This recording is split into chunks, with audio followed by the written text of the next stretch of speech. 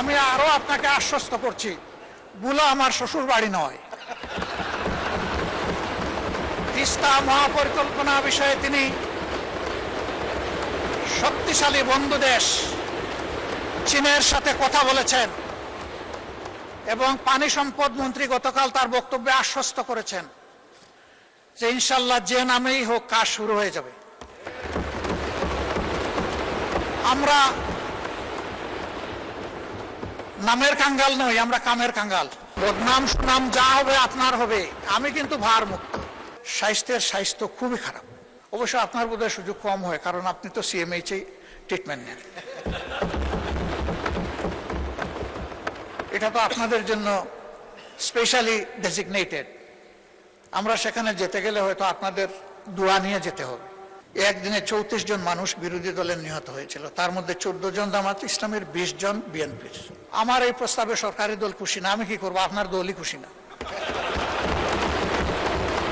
ওই তারা তো সেই রকম উষ্ণ অভিনন্দন জানালেন না।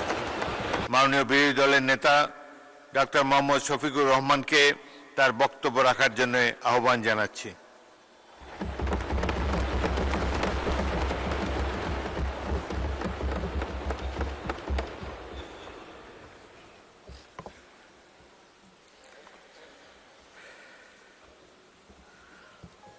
আসসালামু আলাইকুম ওয়া রাহমাতুল্লাহ। নাহমাদুহু ওয়া নুসাল্লি আলা রাসূলিহিল কারীম ওয়া আলা আলিহি ওয়া সাহবিহি ওয়া আহলি বাইতিহি আজমাইন। আউযু বিল্লাহি মিনাশ শাইতানির রাজীম। রাব্বি ইশরাহ লি সাদরি ওয়া ইয়াসসির লি আমরি ওয়াহলুল উকদাতাম মিন লিসানি ইয়াফকাহু কাওলি। ক্বালা আন-নাবিয়্যু সাল্লাল্লাহু আলাইহি ওয়াসাল্লাম খায়রুন নাস মান ইয়ানফাউন নাস আও কামা ক্বালা আলাইহিস সালাতু ওয়াস সালাম। মাননীয় স্পিকার, আপনাকে ধন্যবাদ। বাজেট সেশনের শুরু থেকে এ পর্যন্ত যে সমস্ত সম্মানিত সদস্যবৃন্দ আলোচনায় অংশগ্রহণ করেছেন, আমি তাদের সকলকে অন্তরের অন্তঃস্থল থেকে ধন্যবাদ জ্ঞাপন করছি। সকলেই তাদের বিবেচনাবোধের জায়গা এবং জ্ঞান থেকে এই আলোচনায় অংশগ্রহণ করেছেন। আমি এই ধারণা পোষণ করতে চাই, দেশ, সমাজ, জাতি এবং দিনের কল্যাণেই তারা তাদের আলোচনা রেখেছেন। এটি ঠিক যে সকলের চিন্তাধারা একই ধরনের হবে না, সরকারি দলেও না, বিরোধী দলেও না। চিন্তা একই ধরনের হলে এত লোকের বক্তৃতার প্রয়োজন হতো না, এত সময় খরচ করতে হতো না। সবার পক্ষ থেকে দুই দিক থেকে একজন করে বক্তব্য রাখলেই বিষয়টা চুকে যেত। আমরা এখানে জনগণের ভালোবাসা এবং ভোটে নির্বাচিত হয়ে মহান আল্লাহর ইচ্ছায় আসার সুযোগ পেয়েছি এবং সবাই নিজের বিবেক, মহান আল্লাহ তাআলা আর প্রিয় জনগণের কাছে দায়বদ্ধ। এই দায়বদ্ধতার জায়গা থেকেই আমরা আমাদের বক্তব্য রেখে থাকি। বাজেট সেশন বছরের সবচেয়ে গুরুত্বপূর্ণ সেশন। এর ভিত্তির উপর পুরা বছরটি কেমন যাবে তাই নির্ভরশীল। আমি বিশ্বাস করি সকল সদস্যই সেদিকে খেয়াল রেখে তারা বক্তব্য উপস্থাপন করেছেন। আমি আমার বক্তব্যের সূচনায় গভীর শ্রদ্ধা প্রদর্শন করছি এবং তাদের জন্য মাগফিরাত কামনা করছি। মরহুম প্রেসিডেন্ট জিয়াউর রহমান, আল্লাহ তাকে শহীদ হিসাবে কবুল করুন। মাওলানা আব্দুল হামিদ খান বাসানী, যার অসামান্য অবদান রয়েছে জাতির জন্য। জেনারেল আতাউল গনি উসমানী, যিনি মুক্তিযুদ্ধে সফল নেতৃত্ব দিয়েছেন। স্বাধীনতার পতাকা উত্তোলনকারী আসম আব্দুর রব, যিনি সাহসী যুবক হিসাবে সেদিন গর্জন করেছিলেন। সকল শহীদ এবং জীবিত মুক্তিযোদ্ধা, 90-এর গণ আন্দোলনের শহীদ, 28 অক্টোবরের শহীদ, পিলকানা হত্যাকাণ্ডের শহীদ, শাপলা চত্বরের শহীদ, 17.5 বছর ফ্যাসিবাদী শাসনের বিরুদ্ধে লড়াই করতে গিয়ে যে সমস্ত লোক শহীদ হয়েছেন, বিশেষ করে আমার প্রিয় দলের সম্মানিত সিনিয়র নেতৃবৃন্দ, আমরা একটি কষ্টে ভোগা দল।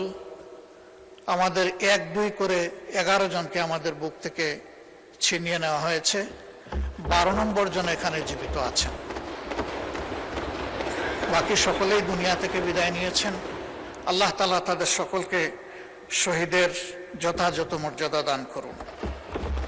তাদের দুঃখী পরিবারের প্রতি আমি গভীর সমবেদনা জানাচ্ছি। সেই সাথে 24-এর গণ অভ্যুত্থানের সকল শহীদ, আহত এবং পঙ্গু এবং ফ্যাসিবাদী আমলে গুম হওয়া সকল পরিবার, ব্যক্তি, তাদের সকলের প্রতি আমি গভীর শ্রদ্ধা এবং সমবেদনা জ্ঞাপন করছি। পিলখানায় নির্মমভাবে যাদেরকে হত্যা করা হয়েছে, জাতির শৌর্যবীর্যের জায়গায় মূলত আঘাত দেওয়া হয়েছে, আমি তাদেরকেও গভীর শ্রদ্ধায় স্মরণ করছি এবং আল্লাহ তাআলার দরবারে তাদের শাহাদাত কবুল হওয়ার জন্য দোয়া করছি। সীমাহীন ত্যাগের মধ্য দিয়ে আজকের এই পার্লামেন্ট গঠিত হয়েছে। এই পার্লামেন্ট আমরা মূল থেকেই বলে আসছি মজলুমের পার্লামেন্ট। সঙ্গত কারণেই আশা করি যে পার্লামেন্ট এমন কোনো আচরণ করবে না যেটা মজলুম দেশবাসীকে আহত করে। এই পার্লামেন্ট দায়িত্বশীল আচরণ করবে, জাতিকে স্বপ্ন দেখাবে, জাতিকে জাগিয়ে তুলবে, জাতিকে ঐক্যবদ্ধ করবে এবং জাতিকে সামনের দিকে এগিয়ে নেওয়ার চেষ্টা করবে। মাননীয় স্পিকার,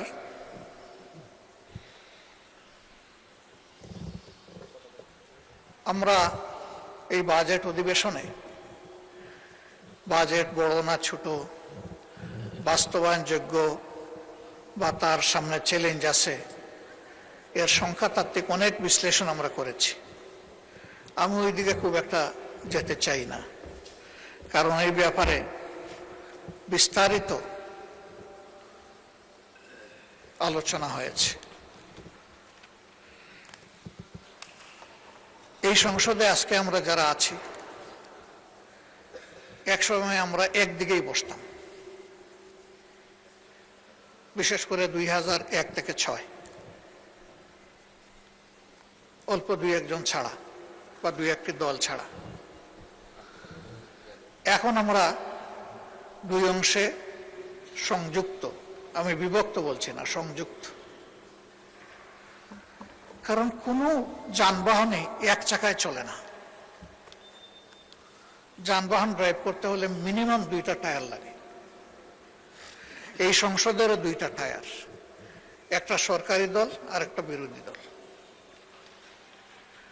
যে কোনো একটা টায়ার যদি অকেজ হয়ে যায়, পুরা যানবাহন অকেজ।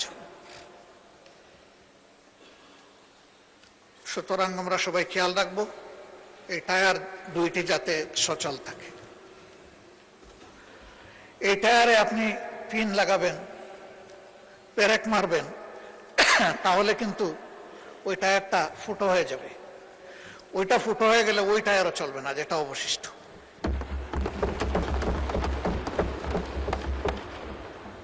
একটা চমৎকার টেন্ডেন্সি আমি লক্ষ্য করেছি।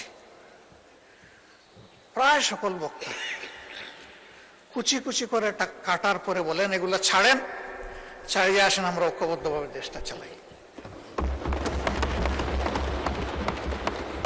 ওই কুচি কুচি করার যন্ত্রটা আসেন আমরা ফেলে দিই।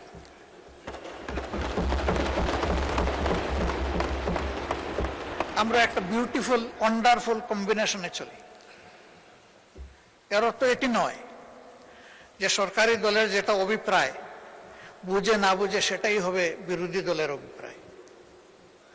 আবার এর অর্থ এটিও নয় যে সরকারি দল সঙ্গত কোনো বিষয় নিয়ে সামনে আগালে বিরোধী দল বিরোধিতার খাতিরে শুধু বিরোধিতাই করে যাবে। এই দুইটার কোনোটাই না। সরকারি দলকেও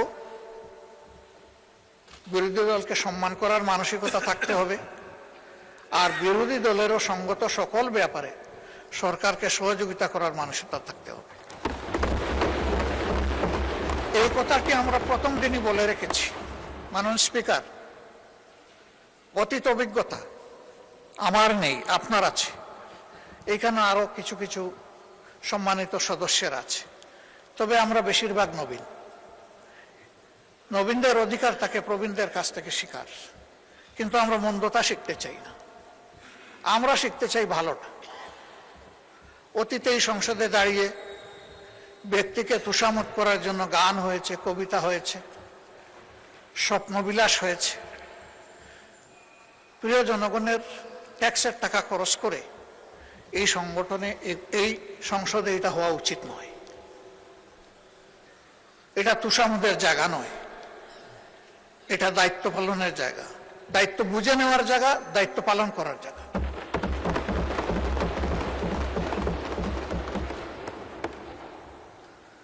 অনেক সময় ব্যক্তিকে খুশি করতে গিয়ে অন্যকে আবার বেশি করে আমরা আঘাত করে ফেলি। আমি প্রথম দিন আপনার মাধ্যমে অনুরোধ করেছিলাম অতীতের ব্যাড কালচারকে আমরা না বলি, বিশেষ করে এই সংসদে দাঁড়িয়ে চরিত্র হননের কোনো কাজ যেন না হয়, এবং আপনি যেন এটা এলাও না করেন।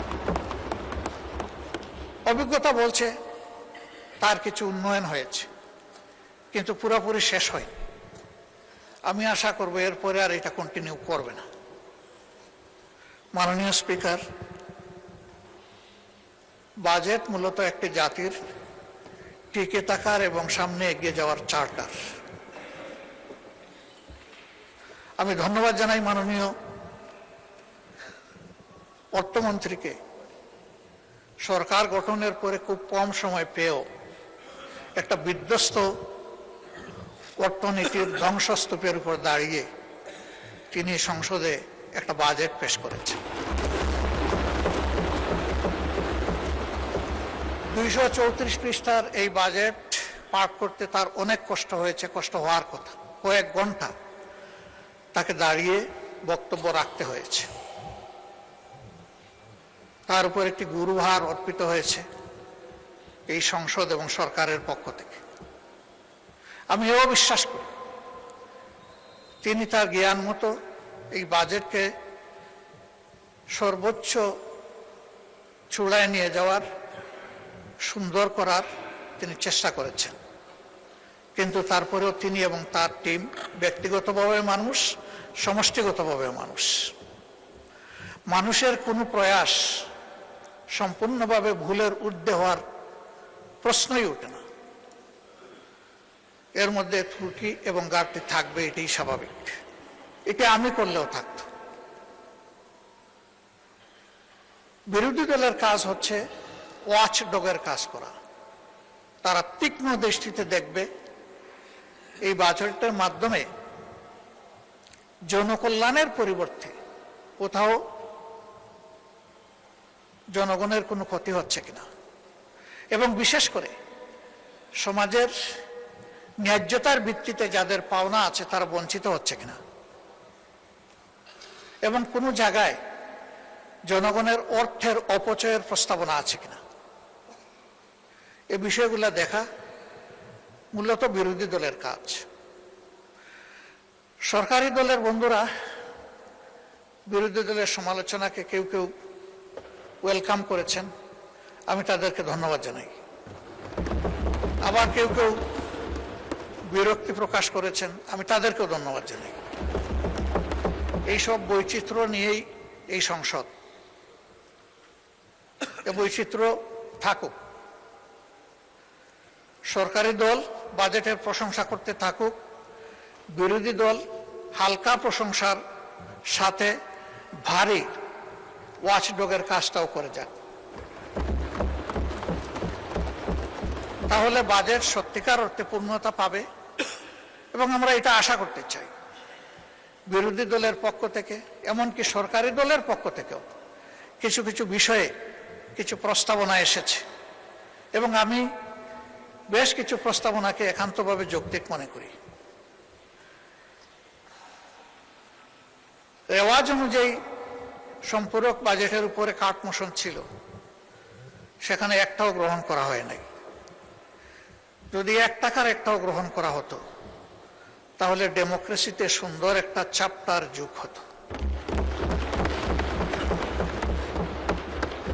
এবারও যে প্রস্তাবনাগুলো এসেছে, আমি আশাবাদী হতে চাই যে সবগুলাই অবলীলায় অগ্রাহ্য হবে না, বরঞ্চ যেগুলা যৌক্তিক মাননীয় অর্থমন্ত্রী বিবেচনায় নিয়ে সেগুলা গ্রহণ করবেন এবং তার পূর্ণাঙ্গ প্রস্তাবনায় সংশোধিত আকারে তিনি এই সংসদে পেশ করবেন।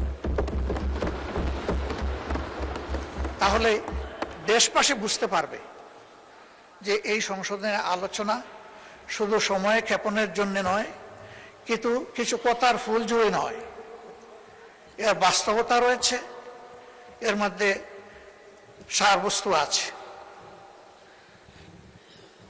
মাননীয় স্পিকার, এই সেশনটা কার্যত আগামীকালকে শেষ হবে না, কিন্তু এই চ্যাপ্টারটা ক্লোজ হবে আগামীকাল। কারণ জুলাইয়ের 1 তারিখ থেকে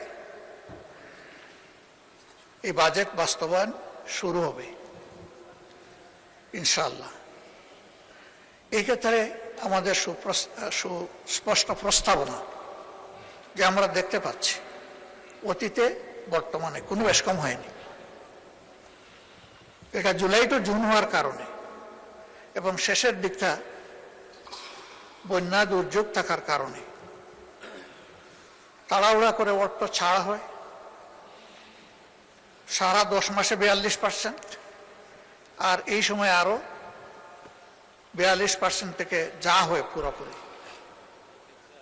পরে এখানে অপচয় এবং লুটপাটের দুয়ার উন্মুক্ত হয়ে যায়।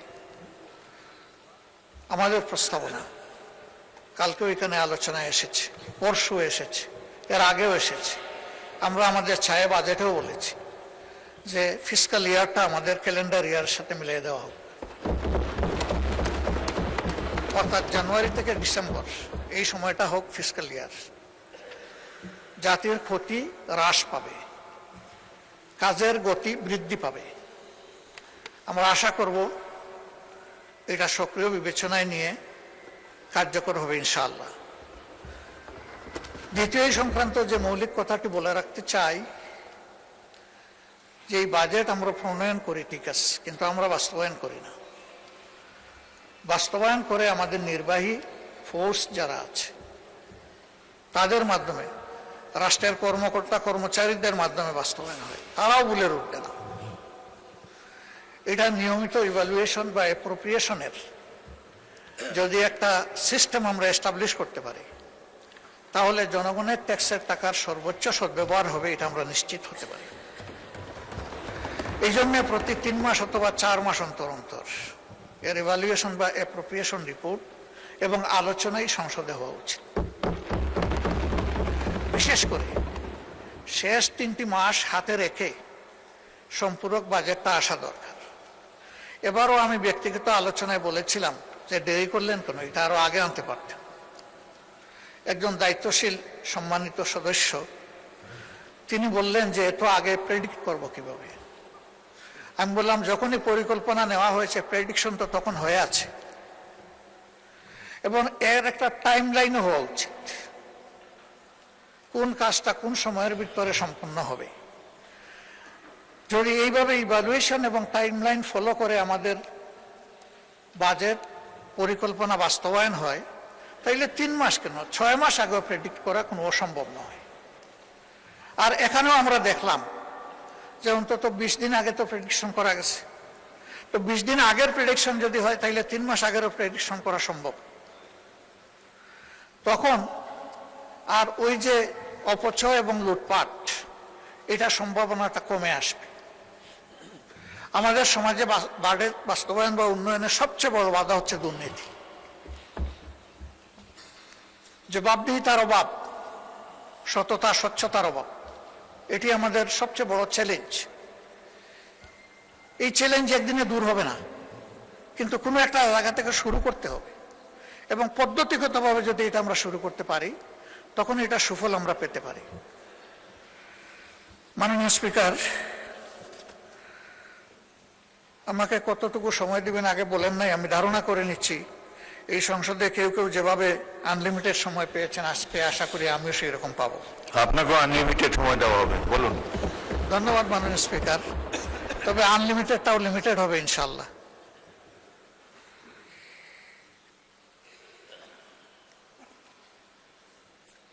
মাননীয় স্পিকার, আমি সব খাতওয়ারি বিষয়গুলো এখানে আনবো না। যে বিষয়গুলোকে আমি সবচেয়ে বেশি গুরুত্বপূর্ণ মনে করি সেই বিষয়গুলো এখানে আনতে চাই। বাজেট দেশের জনগণের জন্য। এখানে সকল জাতি, গোষ্ঠী, অঞ্চল সমন্বিত হবে, সম্পৃক্ত থাকবে। তবে একটা ইনসাফ ভিত্তিক বাজেট তখনই হবে যখন সমাজের পিছিয়ে পড়া অংশ এবং অঞ্চলকে অধিক গুরুত্ব দিয়ে বাজেটে সম্পৃক্ত করা হবে এবং এই বাজেটের সুফল যখন সবাই পাবে, কেউ এর সুফল থেকে বঞ্চিত হবে না। এই বাজেটে আমরা লক্ষ্য করেছি তার ব্যতিক্রম আছে। সেই ব্যতিক্রমটা নিয়ে অনেকেই কথা বলেছেন, আমিও আবার কথা বলছি। শিক্ষা জাতির মেরুদণ্ড। আমাদের শিক্ষা ব্যবস্থা ভালো নেই। বিভিন্ন ধরনের অনিয়ম, অপকর্মের কারণে এটা বিশ্বের মিনিমাম স্ট্যান্ডার্ড আমাদের দেশ মেনটেন করতে পারে না। 18 কোটি মানুষের দেশে এতগুলা পাবলিক বিশ্ববিদ্যালয়, এতগুলা প্রাইভেট বিশ্ববিদ্যালয়, কিন্তু বিশ্ব র্যাঙ্কিংকে গুরুত্বপূর্ণ জায়গায় আমরা এখনো জায়গা করে নিতে পারিনি, বরঞ্চ দিন দিন আমরা পিছিয়ে যাচ্ছি। এর মূল কারণ এই শিক্ষা প্রতিষ্ঠানগুলো নিয়ে আমাদের কোনো নির্দিষ্ট ভিশন নেই এবং সেই জায়গায় দক্ষতা বৃদ্ধির এবং দক্ষ লোকের সম্মান করার কোনো জায়গা নেই। বরাবরই রাজনৈতিক আনুগত্যকে প্রাধান্য দেওয়ার কারণে নিজেদের ইচ্ছা অনিচ্ছার লালন পালন করার কারণে আমাদের শিক্ষা পিছিয়ে যাচ্ছে। কোথায় গিয়ে থাকবে আল্লাহ ভালো জানে। থামাতে হবে, আর পিছনের দিকে যেতে দেওয়া যাবে না। এখন একটা জায়গা থেকে শুরু করে সামনে এগিয়ে যেতে হবে। সেই শিক্ষা আমাদের দেশে বহুমাত্রিক। এখানে সাধারণ শিক্ষা আছে, কেজি থেকে শুরু করে বিশ্ববিদ্যালয় পর্যন্ত। আবার এখানে মাদ্রাসা শিক্ষা আছে। মাদ্রাসায় আবার 2টি মৌলিক ধারা আছে, একটি আলিয়া মাদ্রাসা আর একটি কওমি মাদ্রাসা। আলিয়া মাদ্রাসা সরকারি কনসিডারেশনে যেটুকুই হোক আছে, কিন্তু বিশাল একটা অংশ কওমি মাদ্রাসা যারা, তাদের কোনো কনসিডারেশন এই বাজেটে নেই। অথচ সরকারের ট্রেজারিতে তারাও তো ট্যাক্স দিচ্ছে। প্রত্যেকটি নাগরিক কিন্তু পরোক্ষ এবং প্রত্যক্ষ কর পরিশোধ করে থাকে। তো তাদের তো হক আছে, তাহলে তারা কেন উপেক্ষিত হবে? হ্যাঁ, এখানে তাদের কিছু আশঙ্কা আছে। তাদের আশঙ্কা হলো সরকারি দান অনুদান সুবিধা যদি গ্রহণ করা হয়, তাহলে এই শিক্ষা ব্যবস্থার উপরেও সরকার ইচ্ছামতো নিয়ন্ত্রণ আরোপ করবে। তখন ইসলামী শিক্ষার মৌলিকত্ব ক্ষুণ্ণ হতে পারে। যদি তাদের সম্মিলিত যে সংস্থা আছে হায়াতুল উলিয়া, তাদের সাথে বসে তাদেরকে নিশ্চয়তা দেওয়া যায় যে আপনাদের পরামর্শ মোতাবেকই এগুলা পরিচালিত হবে, আমরা জোর করে কিছু ইচ্ছা পাবো না। রাষ্ট্রের ট্রেজারিতে আপনাদের হক আছে, আপনাদের হক আপনাদের হাতে তুলে দেওয়া আমাদের দায়িত্ব। আমাদেরকে এই সুযোগ আপনারা সৃষ্টি করে দেন, তখন একটা রাস্তা বের হবে। আমি মনে করি তাদেরকে এই বাজেটে ইনক্লুড করা উচিত। এখন মেকানিজম কি হবে, সরকার এটা বের করে নেবে। এই ক্ষেত্রে যদি আমাদের কোনো সহযোগিতা লাগে, আমরা প্রস্তুত। আমাদের সহযোগিতা ছাড়াই যদি সরকার একা সমাধান করে বলে, ধন্যবাদ দেব, অসুবিধা নেই, কাজটা হওয়া দরকার। এরপরে আমরা লক্ষ্য করলাম প্রাইমারি স্কুলের প্যারালাল সংখ্যায় যাই হোক, ইবতেদায়ী মাদ্রাসা আছে, সেই মাদ্রাসাগুলার কোনো অ্যাকোমোডেশন এখানে নাই, আমাদের বাজেটে নাই। তারাও শিক্ষায় কন্ট্রিবিউট করছে। আমি দাবি করব তাদেরকেও এর অন্তর্ভুক্ত করা। নন এমপিওভুক্ত যে সমস্ত শিক্ষা প্রতিষ্ঠান আছে, ফ্যাসিস্ট আমলে বাস্তবতা থাকা সত্ত্বেও অনেক প্রতিষ্ঠান এমপিওভুক্ত হয়নি। এটা ঠিক যে এই ধরনের বেশ কিছু প্রতিষ্ঠান থাকতেও পারে যাদের কোনো ন্যূনতম মান নেই, দেওয়ার মতো অবস্থা নেই। নিরপেক্ষভাবে, নির্মোহভাবে মান যাচাই করে, লাইকিং ডিসলাইকিং এর ভিত্তিতে নয়, কোনো এলাকা বা অঞ্চল বেদে বৈষম্য নয়, একটা কমিটি বা কমিশন করে শিক্ষা মন্ত্রণালয়ের অধীনে যাচাই বাছাই করে যেগুলা এমপিওভুক্ত হওয়া উচিত তাদেরকে আর ঝুলিয়ে না রেখে তাদের উপর আর জুলুম অব্যাহত থাকুক, এটা আমরা চাই না। আমরা চাই যে এটার অবসান হোক, এটার সমাধান হোক। শিক্ষা জাতির প্রতি কোনো অনুগ্রহ নয়, একটি জাতির অধিকার। এই অধিকার দেওয়ার দায়িত্ব হলো রাষ্ট্র বা সরকারের।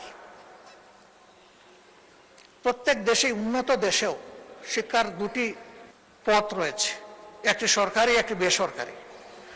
বেসরকারিতে তারা যাবে, সরকারির চাইতে যারা উন্নত শিক্ষা আছে বলে মনে করে, যাদের অর্থ আছে, অ্যাফোর্ডেবিলিটি আছে, তারা যাক, অসুবিধা নেই। কিন্তু যে জনগণ সরকারি শিক্ষাটা নিতে চায় তাদেরকে মানসম্মত শিক্ষা নিশ্চিত করা হচ্ছে সরকারের কাজ।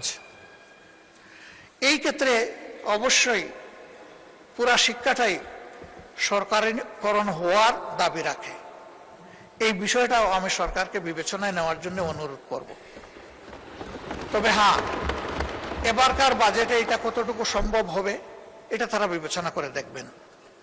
5 বছরের জন্যই পার্লামেন্ট এবং সরকার গঠিত হয়েছে। আমরা আশা করি যে 5 বছর এটা কন্টিনিউ করবে। এর একটা স্বল্প, মধ্য এবং দীর্ঘমেয়াদী পরিকল্পনা থাকা দরকার।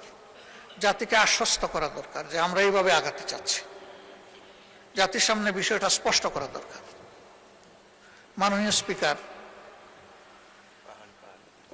শিক্ষায় অনগ্রসর একটা জনগোষ্ঠী আছে, তারা আমাদের অংশ, তারা এই দেশের নাগরিক। তাদের একটা অংশ বা বড় অংশ পাহাড় অঞ্চলে বসবাস করে। যোগাযোগে, স্বাস্থ্যসেবায়, শিক্ষায়, এই 3টা মৌলিক বিষয়ে তারা অনেক পিছিয়ে। এবং অনেক পিছিয়ে থাকার কারণেই পাহাড়ে অনবরত অস্থিরতা লেগেই আছে। তাদেরকে আস্থায় আনতে হবে, ন্যায্যতার ভিত্তিতে তাদের প্রাপ্য তাদের হাতে তুলে দিতে হবে, অতীতের বঞ্চনা সহ তাদের হাতে তুলে দিতে হবে। যদি এইভাবে তাদেরকে আমরা মূল ধারায় ফিরিয়ে আনতে পারি, আমরা আশা করি সেখানে দেশপ্রেমিক সেনাবাহিনীর আর কোনো সদস্যকে নিহত হতে হবে না। তারা তখন বিশ্বাস করতে শুরু করবে যে এই দেশ আমাদের সকলের, এই দেশকে বাঁচানোর দায়িত্ব, এগিয়ে নেওয়ার দায়িত্ব আমাদের সকলের। আমরা এই বিষয়েও আমি বিশেষভাবে দৃষ্টি আকর্ষণ করছি। বিশ্ববিদ্যালয়গুলো আমার প্রিয় দেশে কোনো মানে আসলো না, আসবে কিভাবে? বিশ্ববিদ্যালয়ে সেই রকম মানসম্মত কোনো গবেষণা নেই, গবেষণার জন্য পর্যাপ্ত ফান্ডও নেই, লজিস্টিকও নেই, এবং আমার ধারণা মন মানসিকতাও নেই। ইচ্ছা থাকলে তো একটা উপায় বের হয়।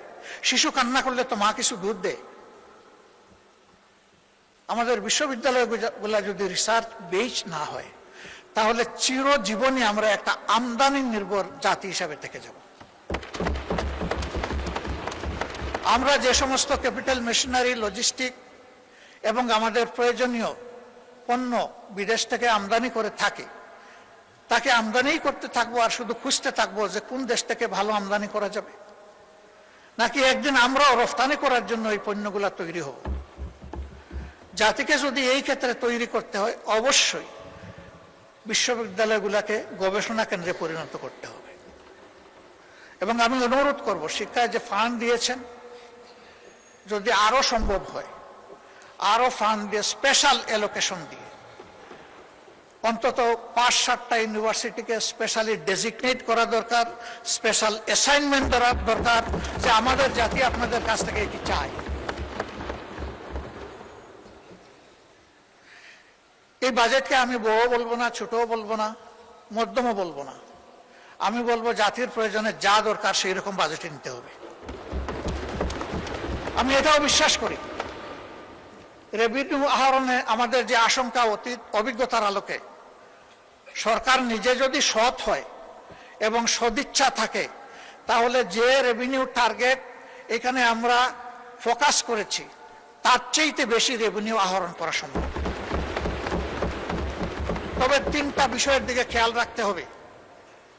আমাদের দেশে যারা ইনকাম ট্যাক্স দিয়ে থাকেন, আয়কর দিয়ে থাকেন, তারা তিনটা ট্যাক্স দেন।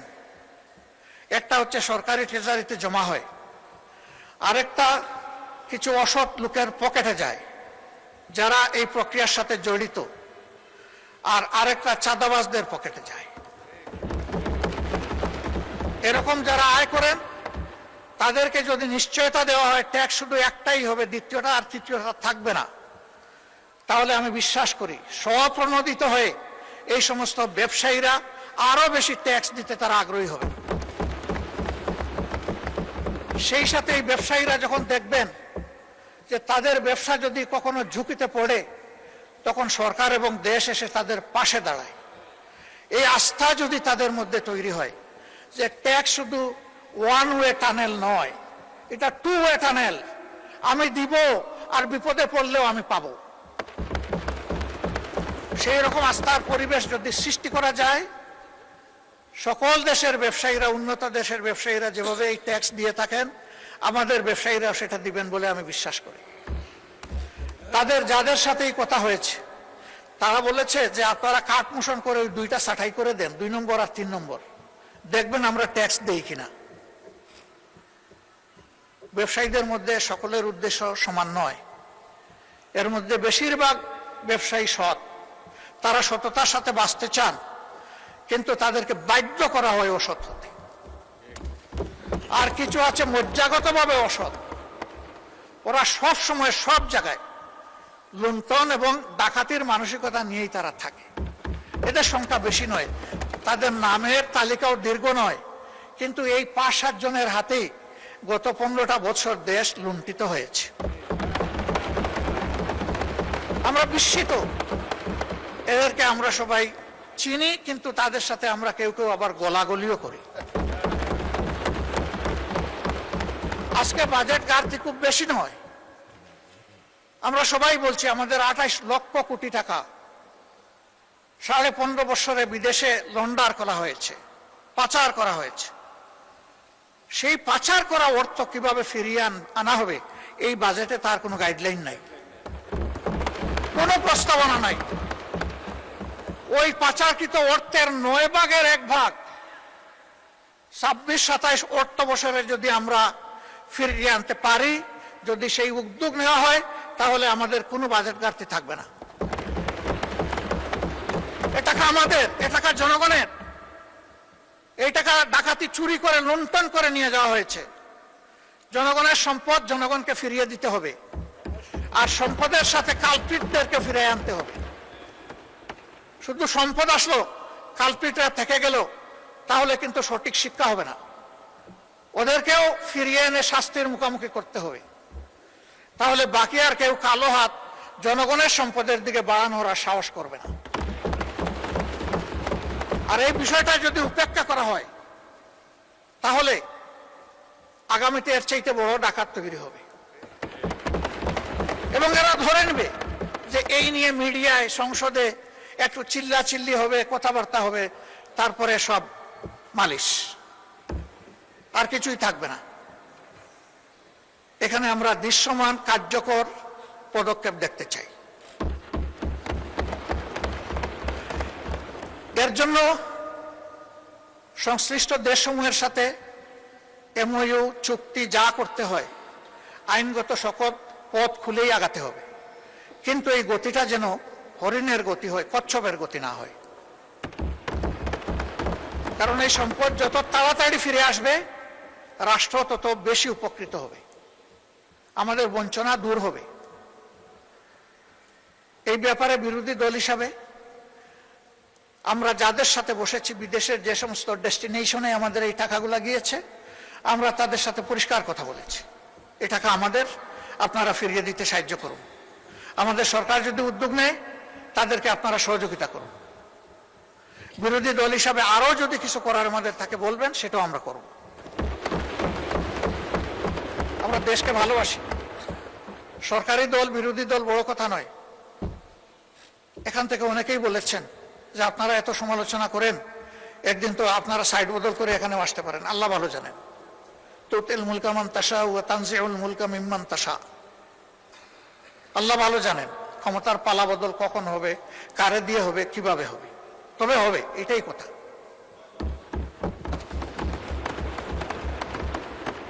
মাননীয় স্পিকার, এরপরে যে বিষয়টার উপর আমি গুরুত্ব দিতে চাই এটি হচ্ছে আমাদের স্বাস্থ্য খাত। একটি জাতিকে এগিয়ে নিতে হলে শিক্ষার পরেই স্বাস্থ্যের জায়গা। আমাদের স্বাস্থ্য খুবই খারাপ। আপনি নিজেও এগুলা প্রত্যক্ষ করেছেন। অবশ্য আপনার বোধহয় সুযোগ কম হয়, কারণ আপনি তো সিএমএইচ ট্রিটমেন্ট নেন। এটা তো আপনাদের জন্য স্পেশালি ডেজিগনেটেড। আমরা সেখানে যেতে গেলে হয়তো আপনাদের দোয়া নিয়ে যেতে হবে। কিন্তু আমাদের দেশে পল্লী স্বাস্থ্য কেন্দ্র থেকে শুরু করে মেডিকেল বিশ্ববিদ্যালয় পর্যন্ত সর্বত্র একই চিত্র। ধারণ ক্ষমতার 3 গুণ রোগী টার্নওভার, আউটডোরে ইনডোরে সব জায়গায়। এমনকি লজ্জা লাগে যে মানুষ জীবন বাঁচানোর তাগিদে সুস্থ হওয়ার আশায় স্বাস্থ্য কেন্দ্রে যায়, হাসপাতালে যায়, সেই মানুষগুলো মাটির মধ্যে মেঝেতে শুয়ে আছে। কি করবে? হাসপাতাল কর্তৃপক্ষের তো এত বেড নাই, আবার রোগীকেও মানবিক কারণে ফিরাই দিতে পারছে না। তার চিকিৎসা এখনই দরকার। এখানে নতুন কিছু পদক্ষেপের কথা বলা হয়েছে। আমার এই ক্ষেত্রে সুস্পষ্ট অনুরোধ, যদি অবকাঠামো কোনো জায়গায় দুর্বল থাকে আগে তা মেরামতের দিকে গুরুত্ব দেন। যদি লজিস্টিক্স সাপোর্টের শর্টেজ থাকে, যদি না অবশ্যই আছে, আগে সেগুলা সংযুক্ত করেন। ম্যান পাওয়ার শর্টেজ আছে, আগে সেইটা দক্ষতার ভিত্তিতে পূরণ করেন। বিদ্যমান সেবা কেন্দ্র যেগুলো আছে, হসপিটাল যেগুলো আছে, এগুলাকে আগে মানে আনেন। আমি চিকিৎসা শাস্ত্রের একজন ক্ষুদ্র ছাত্র, বেশি দিন এই শাস্ত্রের সাথে থাকতে পারিনি। রাজনীতির ময়দানে চলে এসেছি, অল্প দিন সরকারি চাকরি করেছি। তারপরেও যা দেখি সমাজের একজন সাধারণ নাগরিক হিসেবে, আমাদের স্বাস্থ্য সেবার উন্নয়নের জন্য আমাদের কোনো ভীষণ আমার কাছে ধরা পড়ে না। আমাদের চিকিৎসক যারা আছেন ম্যাক্সিমাম ক্ষেত্রে কপি অ্যান্ড পেস্ট। আমরা বিদেশকে নকল করি, আমরা নিজেরা কোনো প্রযুক্তি উদ্ভাবন করি না। একই ক্রাইসিস এখানে, অথচ এটি হচ্ছে একটা শতভাগ ক্লিনিক্যাল ওরিয়েন্টেড শিক্ষা। এখানে বই মূল বিষয় নয়, এখানে পেশেন্ট মূল বিষয়। এই নিয়ে আমাদের কোনো ভীষণ আমার কাছে মনে হয় না। আমরা জোড়াতালি দিয়ে চলছি। এই স্বাস্থ্য ব্যবস্থাকে একটা ভিশনারি স্বাস্থ্য ব্যবস্থায় নিতে হবে, এবং এটি সম্ভব। আমাদের মধ্যে প্রতিভার কোনো অভাব নেই, পরিবেশের অভাব।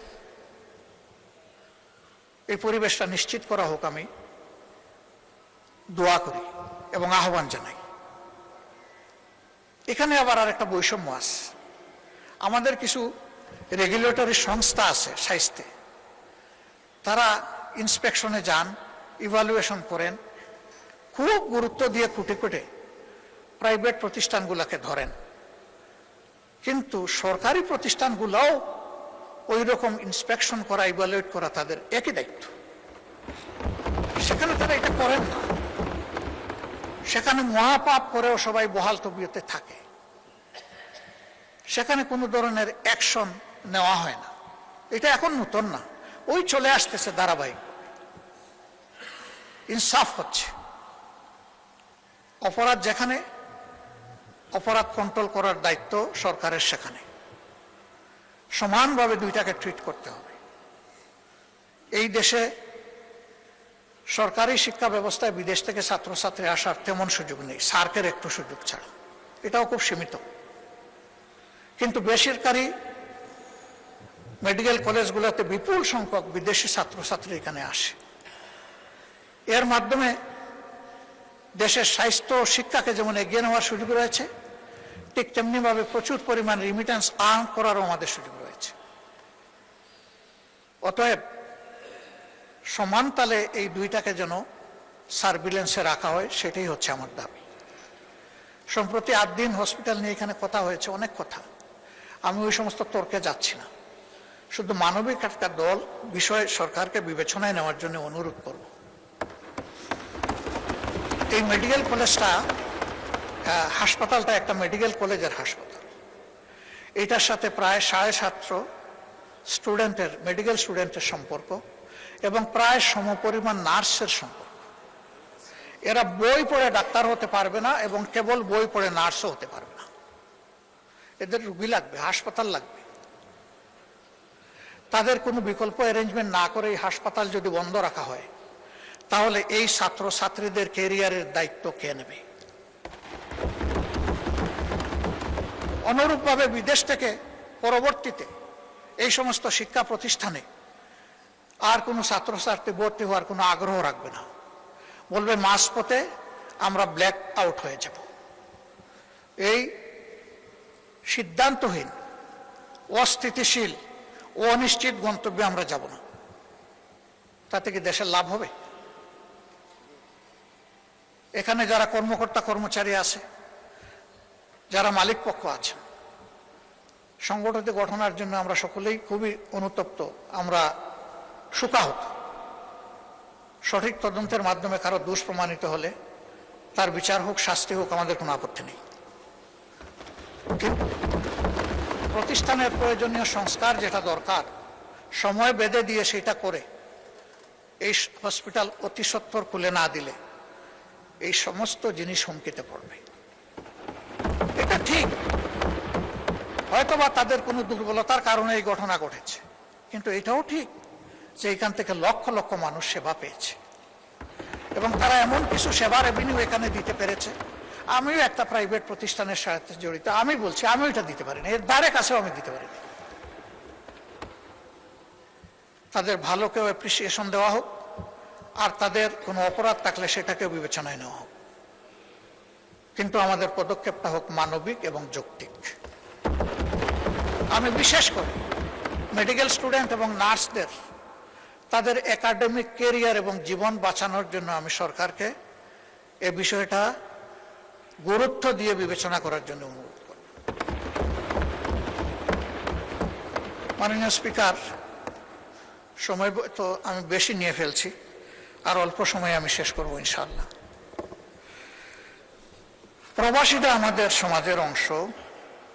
এই প্রবাসীদের নিয়ে এখানে আমরা 1.5-2 ঘন্টা আলোচনা করেছি। সরকারি দল, বিরোধী দল, খুবই প্লিজেন্ট আলোচনায় আমরা অংশগ্রহণ করেছি।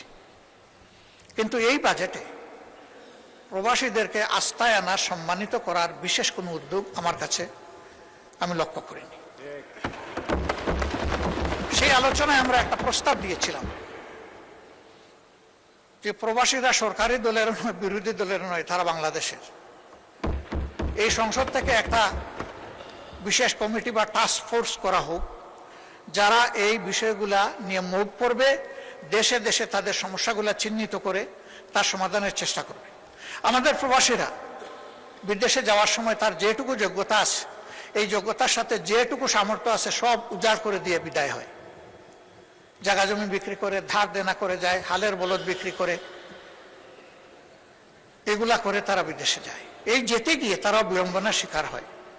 মালয়েশিয়া একটা গুড হাব, যেখানে আমাদের প্রায় 20 লক্ষ লোক থাকে। সেই জায়গায় অতীতে অনেক কেলেঙ্কারি হয়েছে। সেখানে একটা কোম্পানি করে, নুরুদ্দিন আমিন, সে একটা কোম্পানি করে একটা সিন্ডিকেশনের মাধ্যমে 85,000-এ যেখানে একজন শ্রমিক ভাই যাওয়ার কথা, সেখানে তার কাছ থেকে নেওয়া হয়েছে 6-7 লক্ষ টাকা। এখনো সেইটা বহাল আছে। আমি এই গণতান্ত্রিক সরকারকে অনুরোধ করব, হাত দেন, ভেঙে দেন সিন্ডিকেট, খুলে দেন দুয়ার, চলে যাক শ্রমিক মাত্র 85,000 টাকায়। যারা জেলের ভিতরে আছে তাদেরকে মুক্ত করার জন্য আমাদের মাননীয় প্রধানমন্ত্রী তার সফরে কথা বলেছেন, ধন্যবাদ। তারা মুক্ত হয়ে আসলে এবং যদি তারা সেখানে কাজ পায় আমরা খুব খুশি হব। এদের কোনো দোষ নাই, এরা বুঝে নাই কোনটা জালিয়াতি আর কোনটা সঠিক। দালালের খপ্পরে পড়ে তাদের ভাগ্যে আগুন জ্বলছে। এই দালালদেরকেও আইনের আওতায় আনেন, শাস্তির আওতায় আনেন। এই চেইনটা ভেঙে দেন, খান খান করে দেন। ওই চেইন রেখে মলম দিলে আমাদের কোনো লাভ হবে না, বারবার ফুসকা উঠতেই থাকবে। তাদের আরো অনেকগুলো সমস্যা আছে, আমি সেগুলার দিকে গেলাম না। আর মালয়েশিয়ায় শুধু প্রবলেম না, প্রবলেম সর্বত্র। এক জায়গায় হাত দিলে সব জায়গায় কভার হয়ে যাবে, এবং আমি বিশ্বাস করি এটা আনঅ্যাচিভেবল নয়, এটা অ্যাচিভেবল। এখানে দরকার সদিচ্ছা আর কঠোর পদক্ষেপ। আমরা সরকারের সাথে এই ব্যাপারে আছি।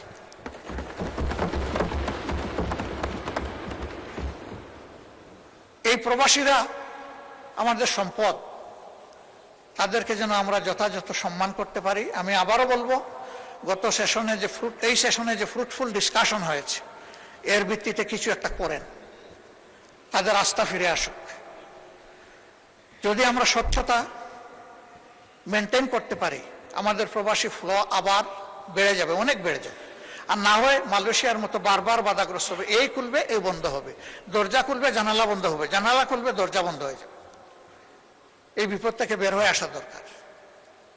মাননীয় স্পিকার,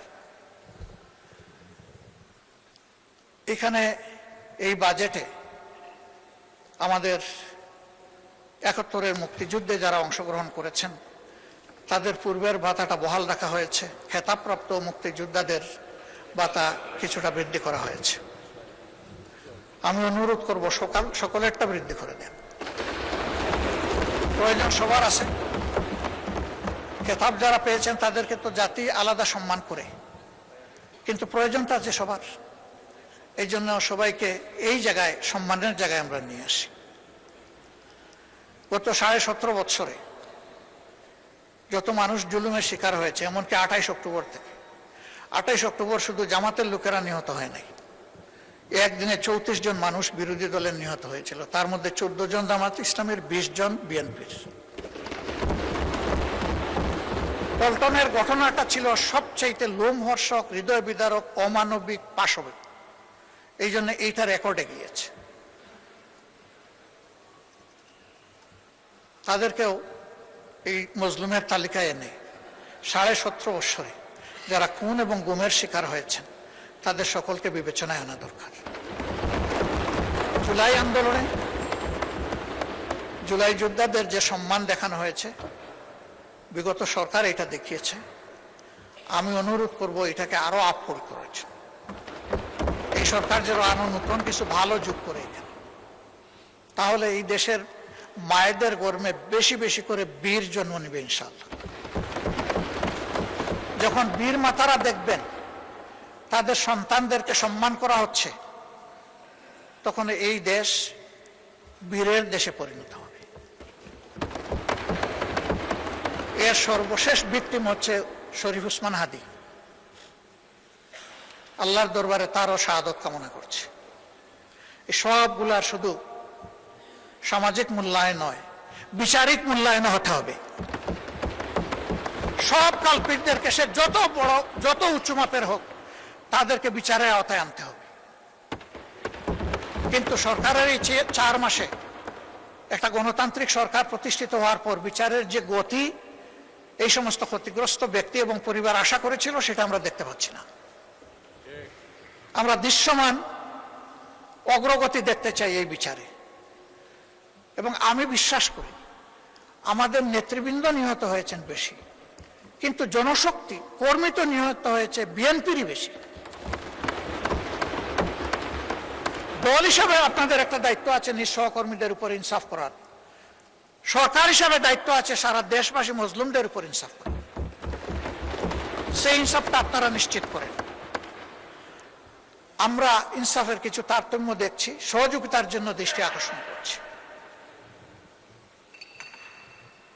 প্রথম দিকেই সরকারের পক্ষ থেকে কিছু অনুদান দেওয়া হয়েছে 2টা ঈদে। একেবারে শেষ মুহূর্তে সময়ের কিয়ামত সময় গিয়ে আমাদেরকে বলা হয়েছে আপনাদের জন্য আছে, এ কাজটা করবেন না। সব জায়গায় সমাহারে দিবেন এবং একই সাথে সরকারি দল বিরোধী দল সবাইকে অবহিত করবেন। এটাকে তো আমরা খাবো না। হ্যাঁ, আমাদের দলের একজনের ব্যাপারে গতকালকে এখানে এক ভাই দাঁড়িয়ে কথা বলেছেন, আমরা তার ব্যাপারে দৃষ্টি দিয়েছি। এটা আমিও যদি হই তা আমাকেও আপনারা নিন্দা করবেন, অসুবিধা নেই। কিন্তু জনগণের হক শুধু আমরা বিরোধী দলের এমপি এই কারণে যেন নষ্ট না হয়। প্রসঙ্গত বলতে চাই, প্রথম অধিবেশনের শেষ বক্তব্যে মাননীয় প্রধানমন্ত্রীর আগে আমি একটু কথা বলার সুযোগ পেয়েছিলাম। যে এলাকার মানুষ আমাকে নির্বাচিত করে এখানে পাঠিয়েছে, মিরপুর কাফরুলের ঢাকা 15 আসনের মানুষ, তাদের কিছু সুখ দুঃখের কথা বলেছিলাম। মাননীয় প্রধানমন্ত্রী সদয় হয়ে আমাকে তার বক্তব্যে বলেছিলেন যে আপনার ওই বিষয়গুলো আমাকে আপনি দিয়ে সহযোগিতা করুন, তথ্য দিয়ে। আমি 4 দিনের মাথায় সেটা তার দপ্তর এবং সংশ্লিষ্ট দপ্তরগুলোতে পৌঁছেছি। এরপরে আবার কিছুদিন আগে একটা সফট রিমাইন্ডার দিয়েছি। হয়তো অনেক কাজের ভিড়ে চাপে তিনি এদিকে খেয়াল দিতে পারেননি, কিন্তু আমি যে একটা ভুল করে ফেলেছি, আপনার এই আশ্বাসের পরে আমি যে এলাকার জনগণকে বলেছি যে মাননীয় প্রধানমন্ত্রী এটার দায়িত্ব নিয়েছেন, আপনারা আশ্বস্ত থাকুন।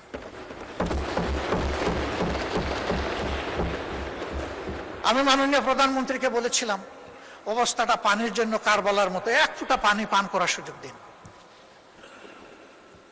পানির জন্য এখন ডেইলি সেখানে মানুষ বিক্ষোভ করে। আবার কিছু অসাধু ব্যক্তি রাজনৈতিক যুগ সাজসে রাতের বেলা এরা পানির পাইপ কেটে বিভিন্ন জায়গায় তাদের পাওনাটা আদায় করে, অবৈধ পাওনা আদায় করে সেখানে পানির অবৈধ সংযোগও দিচ্ছে।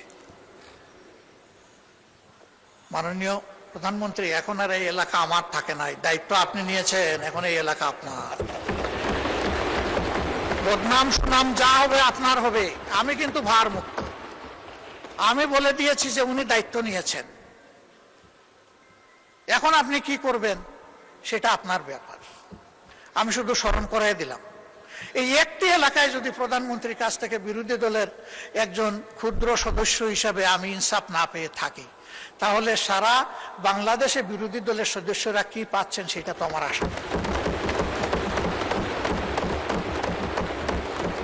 তবে ধন্যবাদ জানাই মাননীয় স্থানীয় সরকার মন্ত্রীকে, তিনি সর্বশেষ একটা চিঠি এটাও কিয়ামতের আগে দিয়েছেন যে সকলের জন্য সমান, এই আপনাদের এলাকার অ্যালটমেন্ট আপনি যখনই দেন আপনাকে বিশেষ ধন্যবাদ, সমানভাবে দেওয়ার কারণে। এই সাম্যতাটাই চাচ্ছি, এইটাই মেনটেইন হোক সর্বক্ষেত্রে। মাননীয় স্পিকার, আমি সিলেটের মানুষ, একটা কথা সিলেটের ব্যাপারে বলতে হয়। সিলেট, উনি আবার হাফ সিলেটি, কাজে এখানে আমরা 1.5 জন, 1 + 0.5। ঢাকা সিলেট যে মহাসড়ক 6 লেনের কাজ শুরু হয়েছে ফ্যাসিস্ট সরকারের আমলে, কিন্তু এটা দেখে মনে হচ্ছে এটা বোধহয় আগ্রার তাজমহল জাতীয় কিছু হবে। কত বছর লাগবে আমরা জানি না। গুইসাপের মতো হাঁটি হাঁটি এটার কাজ চলছে। প্রধানমন্ত্রী নিজেও কিন্তু এটা এক্সপেরিয়েন্স করেছেন, তাকে ধন্যবাদ। কারণ ওই রাস্তা দিয়ে চলতে গেলে বঙ্গোপসাগরে যাওয়ার দরকার নাই, ঢেউ দেখতে গেলে ওখানেই যাওয়া যথেষ্ট। এর একটা অবসান চাই সিলেটবাসী। আমি আপনার মাধ্যমে দৃষ্টি আকর্ষণ করলাম। যোগাযোগ মন্ত্রী মহোদয় আছেন, মন খারাপ করবেন না, আপনাকে সাহায্য করার জন্য বলেছি। দক্ষিণ পশ্চিমাঞ্চল যশোর, খুলনা এবং সাতক্ষীরা, এই 3টা জেলার বিস্তীর্ণ এলাকা ওয়াটার লগড হয়ে আছে দীর্ঘদিন ধরে, এর কোনো সমাধান নাই। ফলে কৃষক, কৃষি সবকিছু হুমকিতে পড়েছে, এমনকি শিল্পও হুমকিতে পড়েছে। আমি অনুরোধ করব অগ্রাধিকারের ভিত্তিতে এই বিষয়টার প্রতি নজর দিন। এবার মাননীয় স্পিকার, আপনি এখানে না থাকলেও আমি বলতাম, আপনি টাকার কারণে বলছি, আপনি মন খারাপ করবেন না, আপনি লজ্জা নেবেন না, আপনি ভাববেন না যে আমি আপনাকে খুশি করার জন্য বলছি। আমি আমার দায়বোধের জায়গা থেকে, দেশের ভালোবাসার জায়গা থেকে বলছি। ভোলা দেশের সর্বদক্ষিণের জেলা। এই জেলাটি অন্য কোনো জেলার সাথে স্থলভাগে সংযুক্ত নয়। এইটাও একটা ওয়াটার লক জেলা, এটা বাংলাদেশের অংশ। তাদের অধিকার রয়েছে বাংলাদেশের অন্যান্য সকল জায়গার যোগাযোগ ব্যবস্থার যে সুবিধা তারা পেয়ে আসছেন, ভোলা এখন এটা পেতে চায়, এটা পাওয়া তাদের অধিকার। ভোলার এই সেতু শুধু ভোলাবাসীর কপাল পরিবর্তন করবে না, আল্লাহ তাআলা ভোলায় যে অপার সম্ভাবনা রেখেছেন, এই ভোলা গোটা বাংলাদেশের এক বিশাল অংশের চিত্র পরিবর্তন করে দিতে পারে।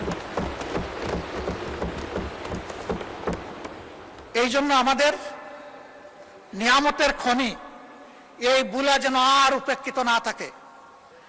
এই ভোলার সেতুটা আসলেই এটি একটা সম্ভাবনার স্বপ্ন। এই সেতু বাস্তবায়ন হোক। আমার এই প্রস্তাবে সরকারি দল খুশি না, আমি কি করবো? আপনার দলই খুশি না।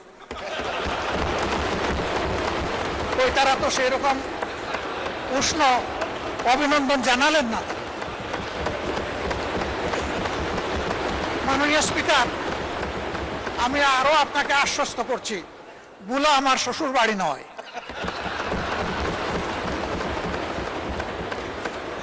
কিন্তু ভোলা বাংলাদেশের অংশ।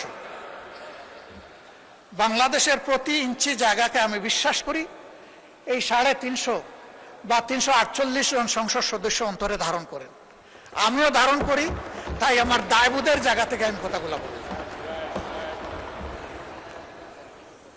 ভোলার উন্নয়ন পুরা দক্ষিণ অঞ্চলের উন্নয়ন বয়ে আনুক, আমি দোয়া করি। আর আমি কথা বাড়াচ্ছি না, অনেক সময় নিয়ে নিছি। আপনি আনলিমিটেড দিয়েছিলেন, আসলে আমি আনলিমিটেড করে ফেলেছি। এই দিক থেকে আওয়াজ আসছে তিস্তা মহাপরিকল্পনা। আমি মাননীয় প্রধানমন্ত্রীকে অভিনন্দন জানাই আরেকবার। তার সফরের পরে অভিনন্দন জানিয়েছিলাম, আরেকবার অভিনন্দন জানাই। তিস্তা মহাপরিকল্পনা বিষয়ে তিনি শক্তিশালী বন্ধু দেশ চীনের সাথে কথা বলেছেন এবং পানি সম্পদ মন্ত্রী গতকাল তার বক্তব্যে আশ্বস্ত করেছেন যে ইনশাল্লাহ যে নামেই হোক কাজ শুরু হয়ে যাবে।